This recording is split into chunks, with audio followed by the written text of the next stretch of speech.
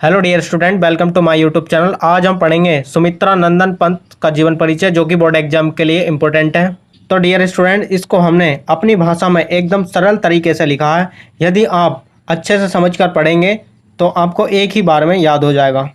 और काफ़ी स्टूडेंट्स जीवन परिचय और साहित्यिक परिचय को लेकर कंफ्यूज रहते हैं। तो डियर स्टूडेंट, जो जीवन परिचय होता है उसमें किसी भी लेखक के जन्म कब और कहाँ हुआ था, और उनकी माता पिता का नाम और उनकी शिक्षा दीक्षा के बारे में इस प्रकार से लिखना होता है। और अंत में उनकी मृत्यु के बारे में लिखना होता है कि उनकी मृत्यु कब हुई थी। ठीक है। और जो साहित्यिक परिचय होता है उसमें किसी भी लेखक के साहित्यिक योगदान के बारे में लिखना होता है कि लेखक ने किस क्षेत्र में साहित्यिक योगदान दिया है, और उनकी कौन कौन सी प्रसिद्ध रचनाएं हैं, और उन्हें कौन कौन से पुरस्कारों से सम्मानित किया गया, और अंत में उनकी भाषा शैली के बारे में। ठीक है। तो इस प्रकार से किसी भी लेखक या कवि के साहित्यिक परिचय और जीवन परिचय को लिखना होता है। सबसे पहले आपको ब्लैक पेन से हेडिंग लिखनी है जीवन परिचय। ठीक है। और इस प्रकार से इसमें आगे लिखना है, प्रकृति के सुकुमार कवि सुमित्रा नंदन पंत जी का जन्म सन 1900 ईस्वी को अल्मोड़ा के निकट कोसानी नामक गांव में हुआ था। इनका जो जन्म हुआ था सन 1900 ईस्वी को अल्मोड़ा के निकट कोसानी नामक गांव में हुआ था। ठीक है। इसके बाद लिखना है इनके माता पिता का नाम। ठीक। इनकी माता का नाम सरस्वती देवी तथा पिता का नाम पंडित गंगादत्त पंत था। इनकी माता का नाम क्या था? सरस्वती देवी, और पिता का नाम गंगादत्त पंत था। ठीक है। बोर्ड एग्जाम में आपको बीच बीच में ब्लैक पेन का यूज़ करना है, आपको हाइलाइटर का यूज़ नहीं करना है, जिससे कि एग्जामिनर की नज़र इन शब्दों पर पहुँचे और आपको अच्छे अंक मिल सके। और आगे लिखना है, इनकी प्रारंभिक शिक्षा गांव की पाठशाला में हुई। यानी कि इनकी जो प्रारंभिक शिक्षा हुई थी गांव की पाठशाला में ही हुई थी। ठीक है। उसके पश्चात म्योर सेंट्रल कॉलेज में प्रवेश लिया। यानी कि इन्होंने म्योर सेंट्रल कॉलेज में एडमिशन लिया था। ठीक है। परंतु गांधी जी के आह्वान पर कॉलेज छोड़ दिया। यानी कि इन्होंने गांधी जी के कहने पर कॉलेज छोड़ दिया था। उस टाइम गांधी जी देश की आज़ादी के लिए आंदोलन कर रहे थे और इन्होंने भी आंदोलन में भाग लिया था। ठीक है।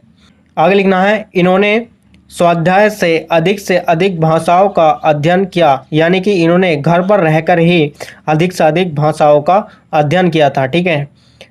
साहित्य सेवा करते हुए पंत जी का देहावसान सन 1977 ईस्वी को हो गया था। यानी कि इनकी जो मृत्यु हो गई थी सन 1977 ईस्वी को हो गई थी। ठीक है। ब्लैक पेन से हेडिंग लिखनी है साहित्यिक परिचय। ठीक है। और इस प्रकार से इसमें लिखना है, कवि सुमित्रा नंदन पंत 7 वर्ष की अल्पायु से ही कविताओं की रचना करने लगे थे। यानी कि इन्हें बचपन से ही कविताओं की रचना करने का शौक था। ठीक है।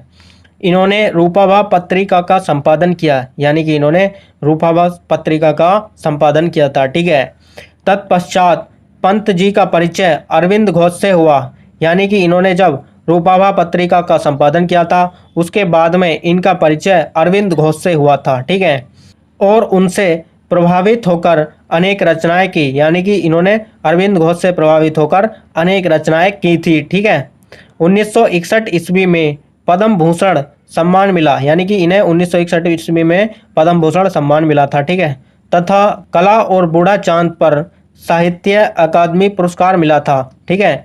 कला और बूढ़ा चांद पर इन्हें कौन सा पुरस्कार मिला था? साहित्य अकादमी पुरस्कार मिला था। ठीक है। इनकी छायावादी कविताएं अत्यंत कोमल और मृदुल भावों से अभिव्यक्त करती हैं। इनकी जो छायावादी कविताएं हैं कोमल और मृदुल भावों से अभिव्यक्त करती हैं। ठीक है। इन्हीं कारणों से पंत जी को प्रकृति का सुकुमार कवि कहा जाता है। तो इस प्रकार से इनका साहित्यिक परिचय भी कंप्लीट होता है। इसके बाद लिखना है हमें इनकी रचनाओं के बारे में, और लास्ट हेडिंग लिखनी है रचनाएं। ठीक है। और इस प्रकार से इसमें एक लाइन लिखनी है, इनकी प्रमुख रचनाएं निम्न हैं। ठीक है। इनकी रचनाएं कौन कौन से इनको भी देख लेते हैं। ठीक है। नंबर 1 बीड़ा। ठीक है।